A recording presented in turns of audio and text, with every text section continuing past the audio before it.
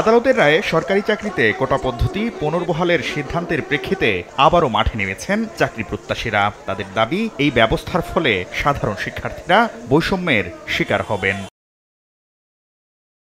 তবে জনপ্রশাসন মন্ত্রণালয়ের 2018 সালে জারি করা এক প্রজ্ঞাপন বলছে, সরকারি চাকরিতে কোটায় প্রার্থী না পাওয়া গেলে তা মেধা থেকে পূরণের বিধান রয়েছে।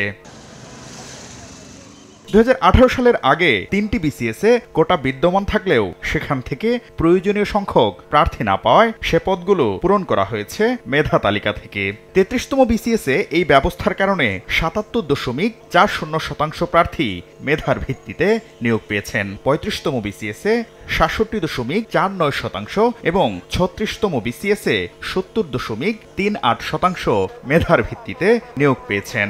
অর্থাৎ বিশ্লেষণে দেখা যাচ্ছে সব মিলিয়ে 56% কোটা থাকলেও বেশিরভাগ প্রার্থী মেধা থেকেই নিয়োগ পেয়েছেন। অর্থাৎ এই পরীক্ষাগুলো হয়েছিল কোটা বহাল থাকার সময়। এখন জন্ম সনদ দিয়ে খোলো বিকাশ স্টুডেন্ট অ্যাকাউন্ট, নিজের বিকাশ নিজে কর। এছাড়া প্রিলিমিনারি ও লিখিত পরীক্ষায় উত্তীর্ণ হওয়ার পর কোটা প্রয়োগ হয়, তাই কোটায় নিয়োগপ্রাপ্তরাও মেধাবী এবং চাকরি পাওয়ার যোগ্য। কোটাতে এই ছিল, কিন্তু দেখা যাচ্ছে যে মেধা কোটায় 44-এর জায়গায় 80% মেধা কোটায় আসছে। ক্যান্ডিডেটকে কিন্তু রিটেন পরীক্ষায় পাশ করতে হয়, সুতরাং তারা মেধাবী নন এরকম বলে দেওয়া, কনক্লুড করাটা কিন্তু সত্য নয়।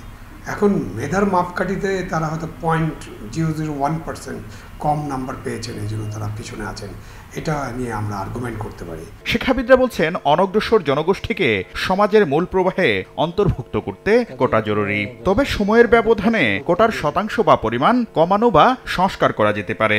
গত 5 বছরে নারীরা সরকারি চাকরির ক্ষেত্রে অনেক পিছিয়ে গেছে, এটা কোটা পদ্ধতি তুলে দেওয়ার কারণে।